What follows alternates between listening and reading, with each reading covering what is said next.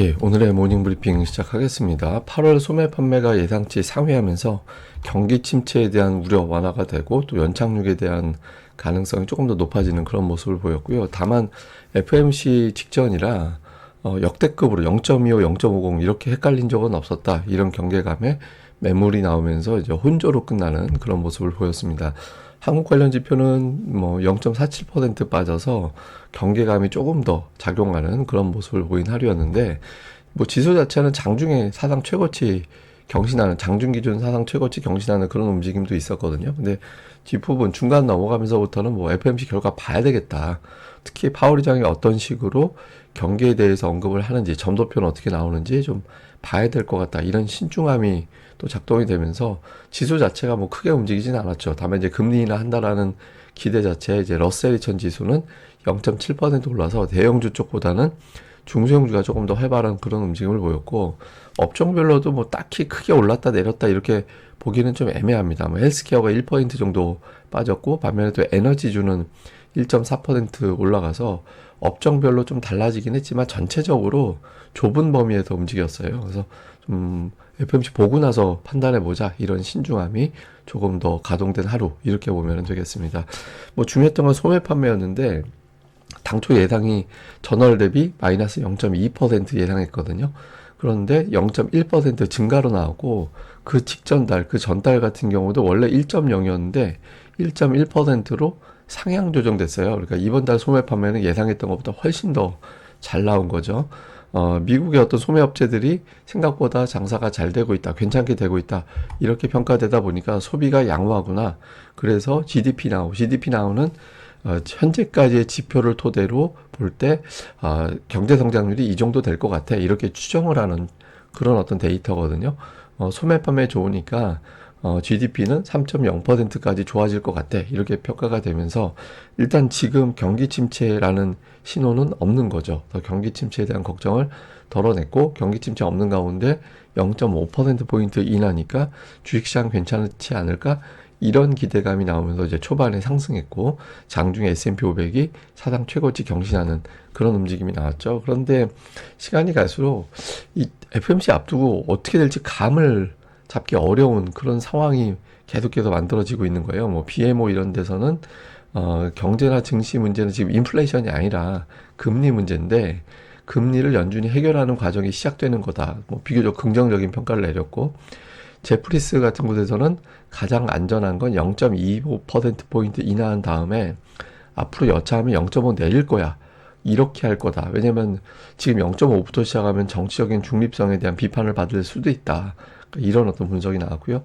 근데 노무라 같은 경우는 만약에 0.5 인하하면 일반적으로는 증시가 올라가지만 이번 같은 경우는 매도세가 시작될 가능성도 있다. 뭐 경기에 대한 부담 뭐 이런 것들 때문에, 그러니까 이런 주장을 했습니다. 그리고 CNBC에서는 설문을 했는데, 뭐 학자, 분석가, 매니저들 설문했더니 84%가 0.25를 예상하고 있다라는 거예요. 그래서 뭐 분석가들별로 인하 폭, 그 다음에 인하 이후의 주식시장의 반응 다 다릅니다. 그러니까 이제 뭐 일부 기사에서는 역대급으로 헷갈린 상태로 FOMC를 맞이하게 됐다. 그래서 이런 부분들을 이제 투자들이 일단 좀 팔고 볼까? 너무 추격 매수하는 건 아닌 것 같은데, 그러니까 이런 식의 심리를 자극을 했고, 이게 이제 결과적으로 뒷부분 돼서는 이제 혼조세로 끝나게 되는, 예, 그런 이유로 작동을 했습니다.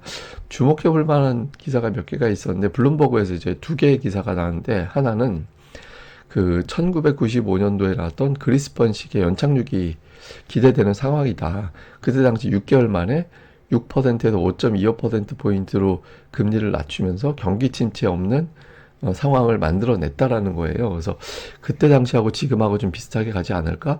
이런 어떤 분석. 다음에 또 다른 블룸버그 기사에서는 6번의 금리 인하 사이클 동안에 증시가 대체로 올랐는데, S&P 500이 인하 시작하고 나서 평균적으로 6개월 동안 13% 올랐다라는 거예요. 근데 하락했던 건 2001년, 2007년 경기 침체기하고 겹칠 때만 하락을 했는데, 지금 상황은 그건 아닌 것 같다라는 겁니다. 그래서 좀 차트를 통해서 이제 보면, 그 기업들의 이익은 어쨌든 플러스 성장하고 있잖아요. 근데 기업의 이익 성장률이 마이너스로 내려갈 때, 이 빨간색 선이 마이너스로 내려가는 상황이거든요. 근데 그때는 주식시장도 빠졌어요. 근데 마이너스로 내려가지 않는 상태에서, 그러니까 전년 대비 기업의 이익이 플러스 성장을 유지하고 있는 상태에서는 증시가 상승했다라는 겁니다. 금리 인하 때. 그래서 이번이 좀 비슷하게 되지 않을까. 현재 보면 이 연두색선 원이 현재이거든요. 기업의 이익 전망치는 8% 정도 성장할 거다. 이렇게 보고 있는 단계거든요. 그래서 지금 1995년도에 그린스펀 방식의 어떤 그때 당시의 어떤 흐름, 금리 내리고 경기 침체 없고 주식시장 괜찮고 뭐 이런 구도로 가지 않을까. 이런 식의 전망이 블룸버그에서는 나오기도 했습니다. 또 뱅크 오브 아메리카에서 또 매니저들 대상으로 설문 돌리잖아요. 연착륙에 대한 전망이 조금 더 올라갔습니다. 기존의 76%에서 79, 사실 뭐 76이나 79나 뭐 그게 그거기 때문에 뭐 대단한 변화다 이렇게 보긴 어려운데 어쨌든 좀 갈수록 좀 경착륙할 것 같지는 않다.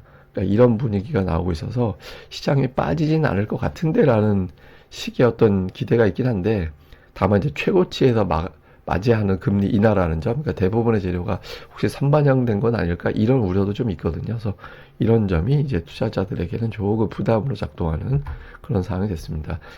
특징적으로는 이제 인텔이 최근에 계속 반등 나오죠. 뭐 구조 조정한다, 뭐 아마존하고 AI 칩 관련된 계약을 맺었다더라, 뭐 하여튼 등등의 뉴스가 나오면서 이제 인텔 올라가고 있고 또 HP도 또 주가 강세 보이면서 일부 IT 종목들 중에서는 차별적으로 올라가는 그런 모습이 나왔고 마이크론 테크놀로지는 모건 스탠리에서는 팔아라.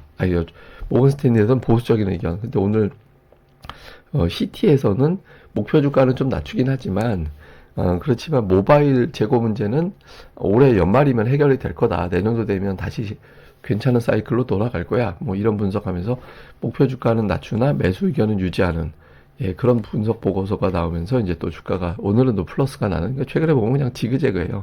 이런 형태가 나오고 있고, 다음에 오늘 태양광 관련주라든가 에너지주 이쪽이 강했어요. 그러니까 특히 이제 태양광 관련된 종목군들은 이게 대출을 되게 많이 받아서 운영하는 기업들이 많거든요. 근데 금리 내린다라고 하니까 여기에 대한 기대, 다음에 또 해리스 관련된 이슈 이런 것들이 겹치면서 태양광 관련된 종목군들이 상대적으로 조금 더 강하고 에너지주들도 올라가고 그러니까 이런 모습을 보였습니다. 한국 관련 지표는 MSCI 한국 지수가 0.47% 빠져서 우리 증시 만약에 열렸다면 좀 신중하게 움직이는 그런 하루가 되지 않았을까 이렇게 이제 보면은 될 것 같습니다. 자, 시장을 정리해 보면 FMC도 있고 일본 중앙은행 정책도 이어지게 되거든요. 그래서 통화정책회의 결과 이제 아무래도 환율이라든가 이런 것들의 영향을 다 받을 수밖에 없죠. 근데 오늘 특이한 건 0.5쪽으로 기우는 거 아닌가 이런 분석 속에서도 엔달러 환율이 올라갔어요. 이 엔달러 환율이 올라갔다라는 거는 조금 다행스러운 대목이죠. 한편으로는 이게 환율이 근데 이렇게 요란하게 움직이는 것 자체는 별로 좋은 건 아닌데 지금 당장은 140엔 밑으로 빠지면 또 한 번의 엔캐리 이슈가 불거질 수도 있다 이런 걱정이 있는 상태라서 어쨌든 엔달러 환율이 거꾸로 올라갔다라는 점 당분간 외환시장은 되게 요란할 가능성이 높습니다. 근데 어쨌든 금리 인하 사이클이 이제 시작되는 거잖아요. 그래서 오늘 미국 같은 경우는 이럴 때 뭐 건설, 자재 이런 업체들이 강했다. 그래서 이런 종목들을 봐야 되는 거 아니냐 이런 분석들도 있었거든요. 그래서 업종별 동향 이제 계속해서 집중적으로 봐야 될 것 같고 또 아시아 증시 외국인들이 최근에 수급이 이렇게 좋은 편은 아니었거든요. 한국하고 대만 특히 안 좋았죠. 근데 금리 인하라는 뉴스가 딱 현실이 시작되면서 외국인들 움직임에 변화가 생기는지 물론 이제 아직 금리 인하가 시작된 건 아니지만 어쨌든 이제 선제적인 어떤 변화가 나오는지 오늘 열리는 국가들 중심으로 아시아 국가들의 어떤 변화 종목들 변화 좀 체크를 해보도록 하겠습니다. 그리고 오늘 차트는 미국 은행, 미국 주식시장의 움직임 그리고 주요 사건들 이런 거 날 때마다 이제 어떤 변화가 있었는지를 해서 로그 차트로 한번 그려본 건데 그냥 계속 올라가요. 장기로 보면 계속해서 올라가는 그런 움직임이 나오고 있거든요. 그래서 미증시는 이게 그럴 수밖에 없는데 저는 미국 이번에 파월이 주식시장 떨어지지 않게 막 방어하지 않을까 이런 생각도 한편으로는 하거든요.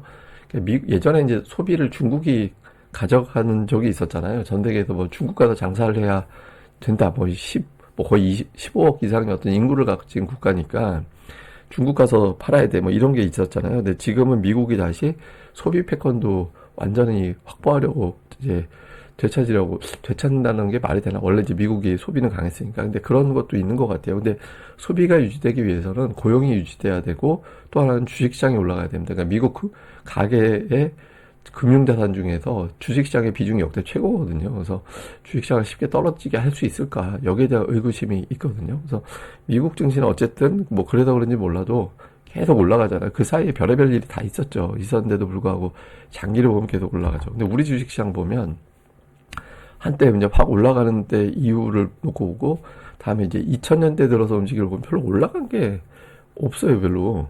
미국에서 올라간 거에 비하면은 정말 별로 차이가 별로 없다라고 볼 수 있거든요. 그래서 좀 우리나라도 주식시장 부양을 통해서 소비를 좀 강하게 유발하는 그런 정책들, 그런 것들을 좀 나와줘야 되는데, 이거는 뭐 우리가 이제 단지 금투세 하나만 볼 문제는 아닙니다. 그러니까 우리나라 정책적으로 보면 주식시장을 끌어올려야 되는 여러 가지 어떤 규제들 또는 이제 대주주들 문제 이런 것들 되게 많거든요. 그래서 우리도 소비를 끌어올리기 위한 어떤 조치로 주식시장을 좀 끌어올리는 그런 방법도 좀 찾아봐야 되는 거 아닌가. 그러니까 주식시장을 너무 천대하는 거 아닌가. 뭐 이런 생각도 일부분 좀 있는 것 같습니다. 그냥 뭐 미국 저 차트 보다가 우리나라하고 좀 비교가 좀 되는 것 같아서 또 마지막으로 또 올려봤습니다. 예, 그럼 또 오늘 하루 또 잘 보내시고요. 저는 다음에 뵙겠습니다. 이 방송 구독하기와 좋아요 꼭 부탁드립니다. 감사합니다.